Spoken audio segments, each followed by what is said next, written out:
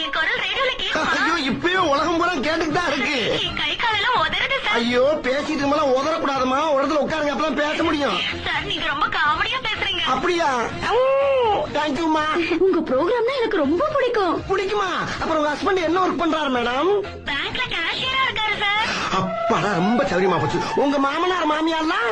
ஐயோ, கல்யாணம் ஆன உடனே அந்த சனியன்களை துரத்தி விட்டுட்டு நானும் என் புருஷனும் சந்தோஷமா இருக்கோம்பா. நல்ல மனசுமா, அப்படித்தான் இருக்கணும். சரி, பக்கத்து வீட்டுல யார் இருக்கா? சார் இது புதுசா டெவலப் ஆகுற ஏரியா. 100 அடிக்கு ஒரு வீடு தான் இருக்கு. 100 அடிக்கு ஒரு வீடா? அடாடா, அப்ப ரொம்ப காத்தோட்டமா இருக்கீங்க. சரிம்மா, அப்புறம் உங்க அட்ரஸ் கொஞ்சம் சொல்ல முடியுமா? அட்ரஸா?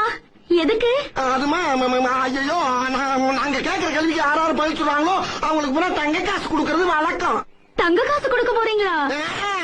எப்ப கொடுக்க போறீங்க? இன்னும் கொஞ்ச நேரத்துல கொடுப்போம். அப்படியா? அப்ப அட்ரஸ் எழுதிக்கோங்க. சும்மா சொல்லுங்க, நான் மனப்பாடம் பண்ணிக்கிறேன். மனப்பாடமா?